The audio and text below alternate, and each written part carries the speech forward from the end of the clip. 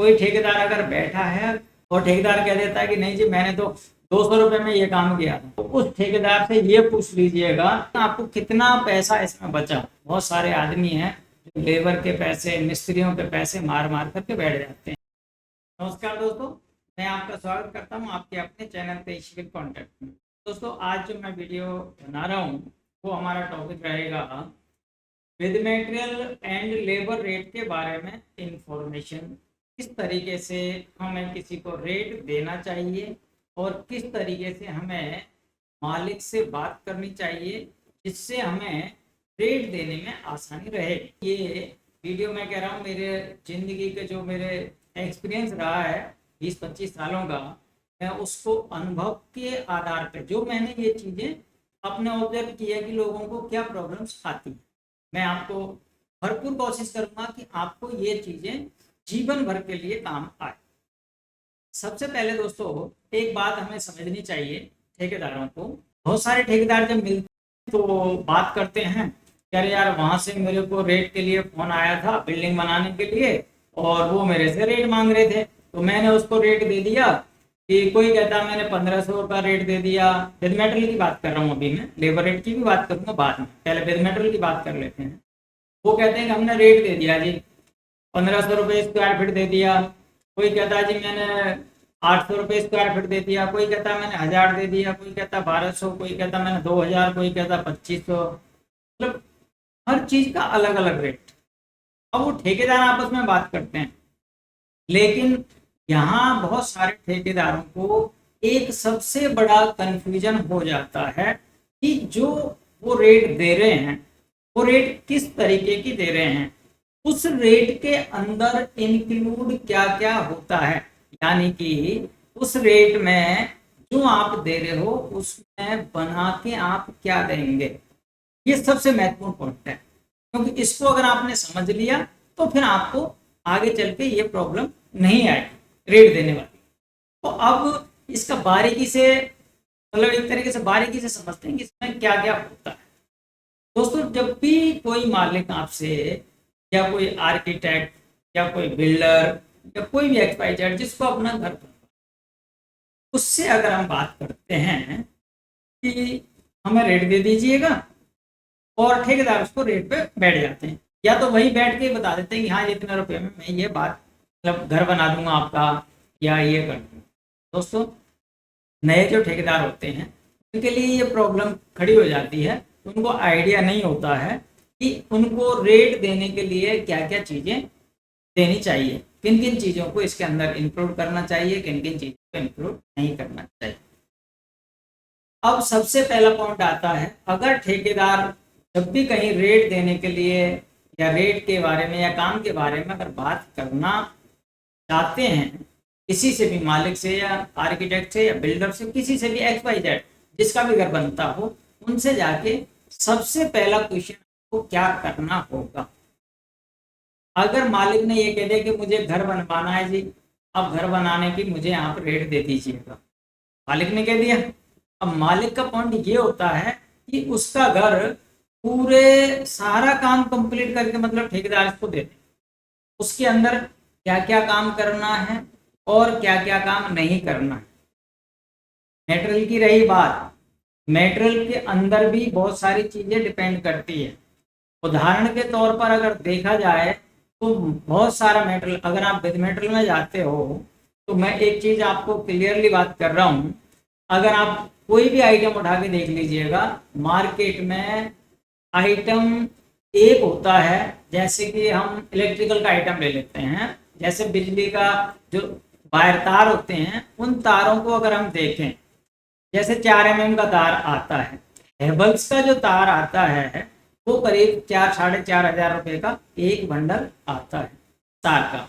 वही बंडल अगर आप हेवल्स से नीचे कोई और अलग दूसरी उसमें ले जाते हो, कोई भी मतलब बहुत सारी कंपनियां होती हैं, उनका 1,800 का फर्क पड़ जाता है आपको एक बंडल पे। अगर मान के चलिए तो आपकी पूरी बिल्डिंग में मान के चलिएगा कम से कम, अगर एवरेज पकड़ के चलते हैं, अगर ज़्यादा नहीं 20 बंडल भी अगर 4 mm के लग गए, 20,000 रुपये का प्रॉफिट या नुकसान आपको हो। इन बातों को ध्यान रखना चाहिए। ये सारी चीज़ों पे मेंशन की जाती है क्योंकि हर आइटम में कुछ मार्जिन कम होता है, कुछ मार्जिन ज़्यादा होता है। चीज़ों पे डिपेंड करता है क्या आप लगा रहे हैं, उसी के अनुसार ये सारी चीज़ें होनी चाहिए। अब समझते हैं पहले कि रेट देने से पहले किन किन मतलब बातों को मालिक से पूछें। सबसे पहले मालिक हो, बिल्डर हो या कोई भी XYZ जिसको अपना घर बनाना है, उनसे आपको पूछना होगा कि सर ये बताइएगा मुझे क्या क्या काम करके देना है। और ठेकेदार गलती कहाँ कर जाते हैं, जिनको वो मुंह जवानी बात होती है, मुंह जवानी में क्लियर हो जाता है कि मुझे ये घर बनाना है, इसके अंदर ये काम करना है, ये करके देना, ये करके देना है, बस नॉर्मली चीजें बात को। अब मालिक जो कहता है वो चीजें एक मुंह जवानी में आदमी हर चीज को ध्यान में नहीं रखता है और ना ही इसकी कोई कीमत होती है। अगर आपको इस बारे में सारी चीजें चाहिए तो सबसे पहले मालिक, बिल्डर या आर्किटेक्ट, इनसे आप उसका एक रेट का, काम का सारा डिटेल्स लीजिएगा, लिखित में लीजिएगा। एक पूरा इसका मतलब एग्रीमेंट होता है, उस एग्रीमेंट एक मान के चले एवरेज बता रहा हूँ 200, 250, 300 पेज का एग्रीमेंट होता है बिल्डिंग बनाने का। उसके अंदर बहुत सारे आइटम होते हैं बिल्डिंग में, तकरीबन उसके अंदर आ जाते हैं। मैं ये नहीं कहूँगा कि पूरे आइटम आ जाते हैं, पूरे आइटम तो किसी भी चीज़ में नहीं आते, कुछ चीज़ें नहीं आ जाती है, कुछ चीज़ें और जोड़नी पड़ती हैं, तो वो डिपेंड करता है आपके उस पर। लेकिन अगर आपने वो आइटम उसमें लिख के रखे हैं, उसमें हर आइटम का रेट अलग अलग होता है। उस एग्रीमेंट के अंदर लिखा जाता है कि देखिए ब्रिक वर्क का ये रेट हो गया, प्लस्तर का ये रेट हो गया, चिनाई का ये रेट हो गया, सरिये का ये हो गया, सेटरिंग का ये हो गया। इसके बाद में अब आ जाते हैं फिनिशिंग आइटम में, पेंट का रेट ये है, इसके अंदर वुड वर्क जो आ जाता है, PVC वर्क आ जाता है, एल्युमिनियम आ जाता है, ग्लास वर्क आ जाता है, आपकी इलेक्ट्रिकल वर्क आ जाता है, आपको बहुत सारे वर्क होते हैं। उन वर्कों को आप जब भी कभी विद मेटल काम करें तो इसके अंदर अलग अलग डिवाइड करके रखें। या फिर इस तरीके से मान के चलते हैं, जैसे एक लिया हमने, पहले लेते हैं structure work, only structure. Structure में क्या क्या आ जाता है, आपकी स्ट्रक्चर खड़ा करना, स्ट्रक्चर में आपकी रोड़ी जो लगती है, सरिया, सीमेंट, रोड़ी, ईंट, डस्ट, बदरपुर, रेता, जो भी XYZ जो काम होता है, यानी आप कॉलम खड़े करेंगे, मतलब बिल्डिंग को पूरा खड़ा करने का ढांचा जिसको बोलते हैं देसी भाषा में, भाई बिल्डिंग का ढांचा तैयार हो गया है, तो उसको हम स्ट्रक्चर बोल देते हैं। स्ट्रक्चर में सिर्फ क्या करते हैं, कॉलम खड़े हो गए हैं, कॉलम के ऊपर स्लैब डाल दी है, उसके अंदर चिनाई, प्लस्तर ये हमें करके देना होता है। अब ये 1 मंजिल हो सकता है, 2 मंजिल हो सकता है, 4 मंजिल हो सकता है, चाहे 10 मंजिल हो सकता है, वो उससे कोई इफेक्ट नहीं पड़ता, लेकिन रेट पे इफेक्ट पड़ता है। रेट पे कैसे, कोई कहता है सर हमें रेट बता दीजिएगा 1 फ्लोर का, तो दोस्तों मान के चलिएगा अगर आपका 1 फ्लोर का रेट है तो आप जर्नली देखोगे तो तकरीबन मान के चलिएगा, मतलब 1 फ्लोर में अगर ग्राउंड फ्लोर है तो आपको जब नीचे से चीजें आप भर के लेते आते हैं, जैसे अगर बेसमेंट होगी तो बेसमेंट में कितना खर्चा पड़ जाता है आपको पता ही है, उसके अंदर खुदाई, जुड़ाई, भराई सब कुछ काम एक्स्ट्रा होता है, तो वो चीजें आपको काफी चीजें वो पड़ जाती हैं। उसको मान के चलिएगा 1.5 गुना रेट एक्स्ट्रा हो जाता है 1 फ्लोर का। अब अगर किसी की बेसमेंट नहीं है तो नीचे से अगर मतलब अपना कॉलम भर के लेके आते हैं, कॉलम भरते हैं तो कॉलम भरना, पहले उसकी खुदाई करना, कॉलम, PCC ये वो सारी चीजें हैं, उसको भराई करना, DPC डालना, तो एक तरीके से मान के चलिएगा आधी बिल्डिंग का खर्चा, तकरीबन आधी बिल्डिंग का खर्चा, क्योंकि नीचे राख की रोड़ी भी डलती है, तो एक छत मान के चलिएगा एवरेज, राख की रोड़ी हो गई, ऐसे ये सारी चीजें, बहुत सारी चीजें हैं, उसमें सरिया भी लगा देते हैं, ये वो, तो एवरेज पकड़ के चलते हैं तो 1.5 गुना खर्चा आता है। अगर कोई आदमी 1 मंजिल का अगर कोई फ्लोर का काम लेता है तो उसकी रेट मतलब मान के चलिएगा 1.5 गुने के एवरेज पड़ती है। अब लोग कहते क्या करते हैं, 4 मंजिल 5 मंजिल का अगर आपको एक साथ काम मिलता है तो उसका रेट उन 4-5 जगह में कवर कर सकता है ठेकेदार। लेकिन अगर एक ही मंजिल बना दिया तो 1 मंजिल बनाने में उसको कितना खर्चा पड़ेगा, क्योंकि ऊपर का खर्चा तो बढ़ना ही बढ़ना है। अब नीचे जो हुआ है उसको कैसे करें?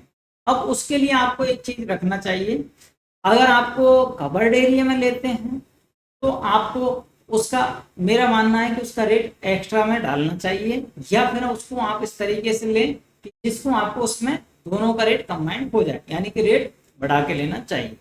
अगर आपको उसका दूसरे तरीके से देखें, जैसे कि सरकारी रेट भी ऐसे होती है और प्राइवेट में भी, जो भी आपने बड़ी बड़ी बिल्डिंग्स देखी होंगी, बड़े बड़े जो कॉरपोरेट के काम होते हैं, बड़े बड़े काम होते हैं बिल्डिंग फैक्ट्री वगैरह में, उनके अंदर आपको कवर्ड एरिया में काम नहीं कराते हैं। जो प्राइवेट लिमिटेड कंपनी होती है कभी भी आपको उस तरीके से काम नहीं देंगे कवर्ड एरिया में, क्योंकि वो सारा काम आइटम रेट में देते हैं। और आइटम रेट में क्या होता है, कभी भी किसी भी चीज़ की गड़बड़ी नहीं होती है। क्यों नहीं होती है? इसका एक रीज़न होता है। कवर्ड एरिया में तो बोल दिया कि मुझे इतने रुपए स्क्वायर फीट में ये काम देना है, तो फिर बाद में पता चला कि मतलब मालिक जो होता है कह देता है ये भी बना के दो, मुझे ये भी करके दो, मुझे वो भी करके दो, तो इन सारी चीज़ों का झगड़े की झोंपड़ी चालू हो जाती है। लेकिन अगर हम उसको हम आइटम रेट पे अगर हम लेते हैं, तो आइटम रेट में क्या होता है, अगर आपने चिनाई का, पलस्तर का, जो भी XYZ सारी चीज़ों के स्क्वायर फीट पर रेट ले लिया, कैसे कि भाई हम मान के चले कि 1 स्क्वायर फीट पलस्तर करते हैं तो उसका 20 रुपये, 25 रुपये, 30 रुपये, जो भी XYZ 40 रुपये, जो भी लेना है, क्योंकि उसमें भी रेट डिपेंड करता है काफ़ी चीज़ों पे। मैंने ये सारी चीज़ें, आप अगर चाहें तो चैनल पर जा करके देख सकते हैं, उसके अंदर सारा डिटेल्स बताया हुआ है, इस तरीके की रेटें हैं, मैंने बनाई हुई है, सारी चीज़ें फ्री है, देख सकते हैं। और बाकी अगर आपको मेरे से पर्सनल गाइडेंस चाहिए तो मेरी एक फ़ीस रखी है मैंने, छोटी सी फीस है नॉर्मली, वो शायद आपको बहुत कुछ फ़ायदा दे सकती है। वो चाहे तो आप फीस पे करके मेरे से बात भी कर सकते हैं। अब आते हैं उसके दूसरे पॉइंट पर, अगर आपने उसी रेट को उस तरीके से देखते हैं आइटम रेट में, तो आपको कभी भी किसी तरह की नुकसान नहीं होने वाला। क्यों? क्योंकि उस तरीके से रेट आप फिक्स कर सकते हैं, हर काम का अलग रेट है, जितना करोगे उतना हमें लेना है, तो लड़ाई का तो कोई चक्कर ही नहीं रहा, क्योंकि वो कह ही नहीं सकते कि हमने ये काम, भाई जितना हमने किया है, अगर आपको किसी मालिक को ये लगता है कि हमें ये काम तो आपसे नहीं कराना जी, ठीक है जी, मत कराइए, जितना मेरा काम हुआ है उतना मुझे दे दीजिएगा, उसमें टेंशन ही खत्म हो जाएगी, आपकी भी उसकी भी। तो आपको विद मैटर जब भी रेट देना हो, उसके अंदर हर आइटम वाइज रेट देना चाहिए। कवर्ड एरिया में उसको मतलब 99% चाहता है, मतलब आदमी चाहता है कि उसको नहीं करे, क्योंकि कवर्ड एरिया में आदमी फंस जाता है करने को उसमें वो सारी चीज़ें। लेकिन अगर आप कवर्ड एरिया में करते ही हैं कि भाई हमें तो किसी पार्टी ने बोल ही दिया कि कवर्ड एरिया में, तो आपको क्या करना होगा, उसकी ड्राइंग निकालनी होगी, ड्राइंग के अनुसार उसका पहले से सारा कैलकुलेशन करना होगा आपको कि इसके अंदर कितना मटेरियल लग रहा है, कितना सारी चीज़ें, मतलब जैसे कि चिनाई के अंदर ईंट कितनी लगनी है, डस्ट कितना लगना है, सीमेंट कितना लगना है, बहुत सारी चीज़ें। पहले तो स्ट्रक्चर पे कहानी आ जाती है, स्ट्रक्चर के बाद में अब आ जाइए आप मतलब उसके अंदर भाई फिनिशिंग पॉइंट में कितने का लाइट का खर्चा पड़ जाएगा, कितने कितने पॉइंट लगने हैं, कितना खर्चा है, कितना लेना, कितना देना, ये सारी चीज़ें आपको करनी ही पड़ेगी। अब ये सारी कैलकुलेशन आप कर लेते हैं, अगर आपको कैलकुलेशन करना आता है तो ये मान के चलेगा आपका आधा सा काम सॉल्व हो जाता है। उस तरीके से अगर आपको सिस्टम समझना है कि नहीं जी हमें इस तरीके से कैलकुलेशन करना नहीं आता, तो देखो या तो आप किसी को हायर कर लीजिएगा कि भाई मुझे इस तरीके से ये पैसे लगते हैं इन चीज़ों के, लेकिन बहुत सारी चीज़ आपको ये फ़ायदा हो जाता है कि आपको कभी भी इसमें नुकसान होने के चांस नहीं होते हैं। ऐसे मतलब इंजीनियर वगैरह होते हैं ऐसे कैलकुलेशन करने वाले, वो चार्ज लेते हैं, बिल्डिंग का काफ़ी पैसा लेते हैं, तो वो आपको मतलब फंसने से बचा सकते हैं। और बिल्डिंग में देखो, बिजनेस में ये चीज़ ध्यान रखना चाहिए, ये मेरा पर्सनल एक्सपीरियंस रहा है, अगर आपको कभी भी कोई भी काम करना है तो किसी प्रोफेशनल बंदे से उस चीज़ का एक बारी वो ले लीजिएगा, उसको पैसे देकर उसको समझ लीजिएगा कि मुझे इन चीज़ों की जानकारी देनी है, आपसे लेनी है, तो वो दे सकता है आपको। आप उसे कैलकुलेशन करवा लीजिएगा, रेट के बारे में डिस्कस कर लीजिएगा, किस तरीके से क्या करना है, कितना खर्चा आ रहा है, कितना लेना देना, चार्जेज होते हैं, बहुत सारे आदमी आपको मिल जाएंगे। उस तरीके से अगर करते हैं तो आपको बहुत सारी चीज़ों पे मतलब नुकसान से आप बच सकते हैं, आपको घाटा नहीं लगेगा, क्योंकि जो चीज़ कैलकुलेशन से की जाती है वो कभी नुकसान नहीं दे सकती है। इन चीज़ों का विशेष ध्यान रखें। अब आते हैं हम इसमें सारी चीज़ों का अलग अलग रेट देना और एक साथ में अलग अलग रेट देना, कि हमको देना है एक स्ट्रक्चर का हो गया, एक फिनिशिंग का हो गया। अगर एक साथ देना है तो कवर्ड एरिया में देना तो कैलकुलेशन करके दें जिससे कि रेट वहीं पे पहुंच जाए। अगर इसको हम अलग अलग आइटम रेट में दे रहे हैं उसको अलग अलग करके दे दीजिए, जिससे कि आपको कभी समझने में, कभी सुनने में, कभी सोचने में कोई दिक्कत नहीं होगी, क्योंकि आपके पास रेट होगी। जब भी आपको काम करना, देखो जी मेरे पास ये रेट है, इस रेट के हिसाब से मैं आपका काम कर सकता हूँ। अगर आपके पास ये रेट एग्री है तो आप कर सकते हैं, कोई दिक्कत नहीं है। अब उसके बाद में दूसरा पॉइंट आता है लेबर रेट। अब लेबर रेट में वही कहानी हो जाती है। लेबर रेट में अगर हम काम करते हैं तो लेबर रेट में कोई कहता है जी हमने 250 की बात की, कोई कहता है हमने 300 में लिया, कोई कहता है 150 में किया, कोई कहता है 180 में किया है। अब आज के टाइम की मैं बात कर रहा हूँ, अगर आप जेन्युइन तरीके से देखेंगे तो 250 रुपये तो नॉर्मल खर्चा पड़ता है बिल्डिंग रेजिडेंस में। क्यों पड़ता है इसका एक रीजन बता रहा हूँ मैं आपको। अगर यही फैक्ट्री 250 के एरिया जो कवर्ड होता है उस पर डिपेंड कर जाता है। कोई कहता हमने तो 200 रुपये में कर दिया, ठेकेदारों को ये मतलब सुन के वो कर जाते हैं यार उसने तो 180 में किया तो हमें भी कुछ ना कुछ बच ही जाएगा। कोई कहता हमने तो 200 में किया था तो उसने 200 में करा तो हम भी उसमें कुछ बचा लेंगे। लेकिन दोस्तों बहुत सारी चीज़ों पर डिपेंड करता है। अब किन किन बातों पर डिपेंड करता है मैं आपको ये समझा। जब ठेकेदार बैठे हों, कोई ठेकेदार अगर बैठा है, अगर आपको रियलिटी में उसकी जानना है और ठेकेदार कह देता है कि नहीं जी मैंने तो 200 रुपये में ये काम किया था, मैं सच्चाई बता रहा हूँ आपको, उस ठेकेदार से ये पूछ लीजिएगा, ईमानदारी से ये बताइएगा आपको कितना पैसा इसमें बचा। एक भी ठेकेदार, कोई एक आदि छोड़ के, कोई मान के चलिएगा जो इसमें लिखित में रखता होगा हिसाब किताब, जो वो बता सकता है कि आपको इसमें इतना % बचा, तो मैं मान जाऊंगा। नहीं तो ये सब कहते हो सुने हो, आप सुनते भी होंगे, सुना भी होगा कि कुछ नहीं जी खर्चा चल जाता है। खर्चा कुछ नहीं चलता, मैं जानता हूँ इन बातों को। बहुत सारे आदमी हैं जो लेबर के पैसे, मिस्त्रियों के पैसे मार मार करके बैठ जाते हैं, पैसे नहीं देते हैं टाइम पे, क्यों नहीं, उनको पैसा मिलता नहीं है।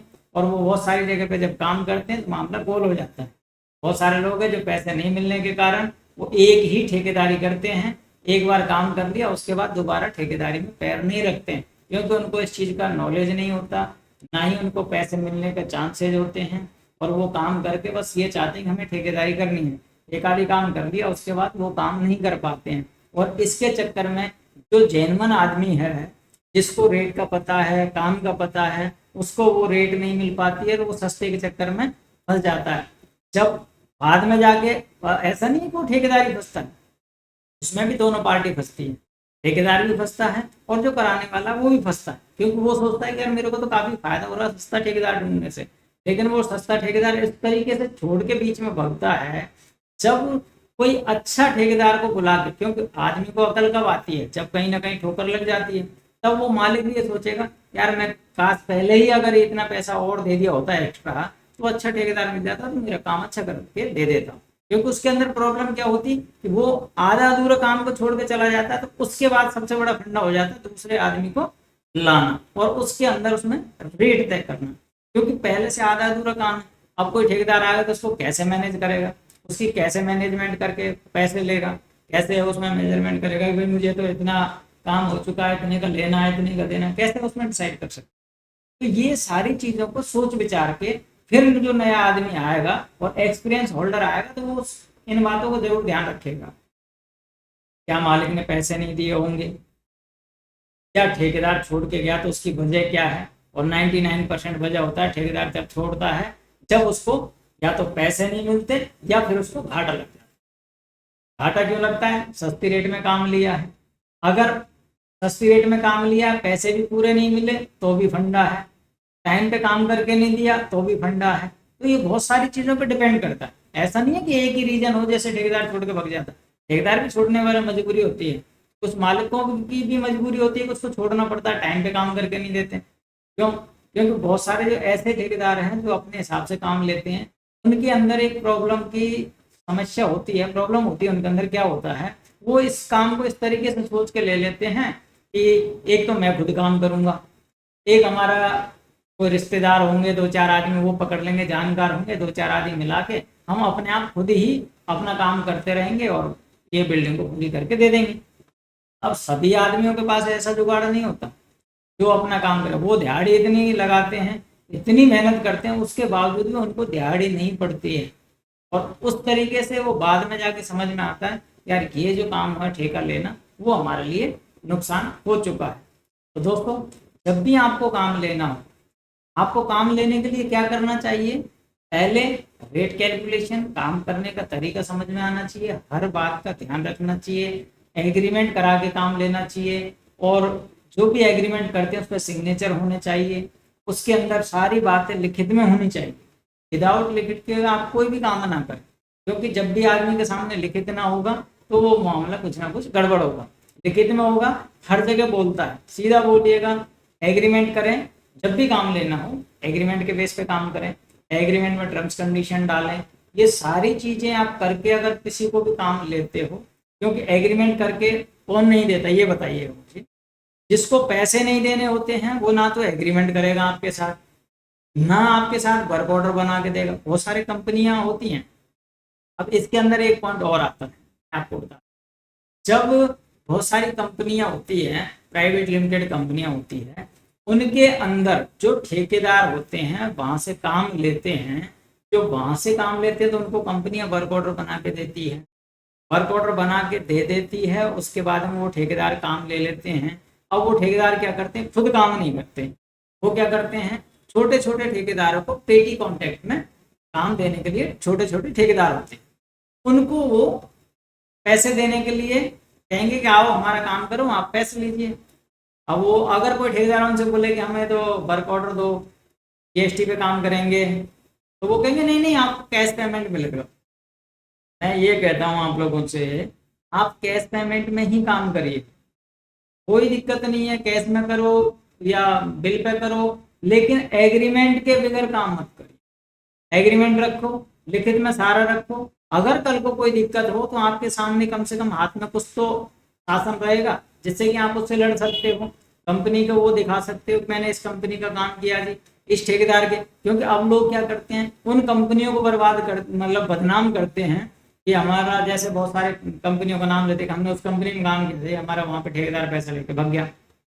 दोस्तों, कंपनियां पैसा बहुत कम, ऐसा नहीं है कि सभी कंपनी एक जैसी, सभी तरह की होती हैं, बहुत सारी कंपनियां भी पैसे मार लेती हैं, बहुत सारे आदमी ठेकेदार होते हैं वो भी पैसे मार लेते हैं। आजकल दुनिया में दया धर्म का नाम नहीं है, बहुत कुछ लोग गड़बड़ करते हैं। लोग क्या करते हैं, अपना काम किसी को पार्टनरी में कर लिया, उसका पैसा लगा लिया, उसका पैसा खा गए। ये बहुत सारे ऐसे फ्रॉड्स चल रहे हैं। तो मैं ऐसे ऐसे आदमियों को जानता हूँ जो क्या करते हैं, ऐसे इंजीनियर, ऐसे सुपरवाइजर हायर कर रखे हैं उन्होंने, उनसे कहते हैं कि आप आइए, आपको 1 लाख की सैलरी की जगह आपको 1.5 लाख 2 लाख की सैलरी मिल जाएगी, लेकिन ठेकेदार आप लाएंगे, उसके बाद में काम को सारा डिटेल जिम्मेवारी आपकी रहेगी, आप उनसे काम करवाएंगे सारा कुछ करके, और उनको भी इस तरीके से लालच दिया जाता है, मोटी मतलब फीस देने के लिए, उनकी सैलरी देने के लिए, और उसके बाद में उनसे ठेकेदार ला के, क्योंकि वो अपने जानकार आदमी को बुला लेते हैं, उसके बाद में उनको काम करवा लेते हैं, और विदाउट एग्रीमेंट के, बिना उसके सब कुछ करा के उनको फंसा लेते हैं। जब वो फंस जाते हैं तो फिर क्या होता है, जो वो इंजीनियर होते हैं उनको, इंजीनियर सुपरवाइजर, उनको सबको साफ कर दिया जाता है। उनको कैसे साफ कर दिया जाता है कि जाओ आपकी छुट्टी हो चुकी है, आप जाइएगा।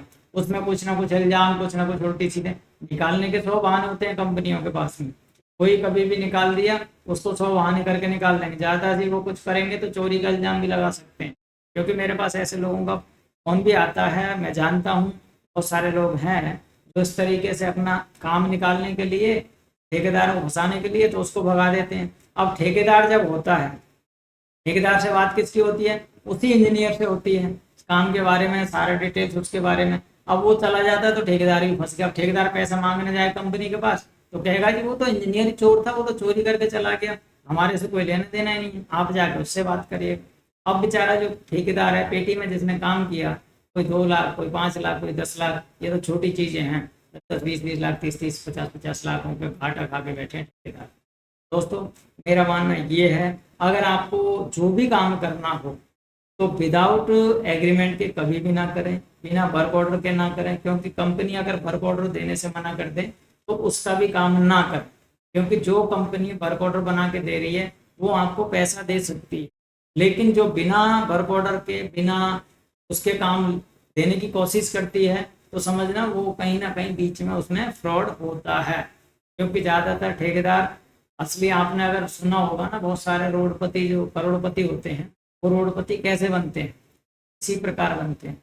ऐसे ऐसी कंपनियां हैं जो अरबों खरबों में होती है, लेकिन वो ही कहीं ना कहीं मामला गड़बड़ा जाता है, तो ठेकेदार वहां जाके फंस जाते हैं। तो दोस्तों, मैं इन चीज़ों के लिए आपको जो भी बात, जो मैंने मेरा एक्सपीरियंस शेयर किया, वो आपको बताने के लिए किया हुआ है।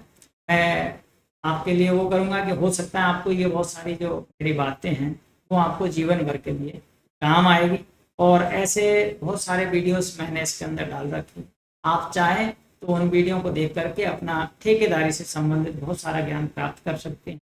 और अगर आपको ये वीडियो अच्छा लगा हो तो आप एक लाइक करके और एक कमेंट करके ज़रूर बताइएगा कि जो वीडियो मैंने बनाया हो उससे आपको कितना फ़ायदा मिला है, जिससे आगे चल के आपको और भी ऐसे वीडियो मिल सके। थैंक यू दोस्तों।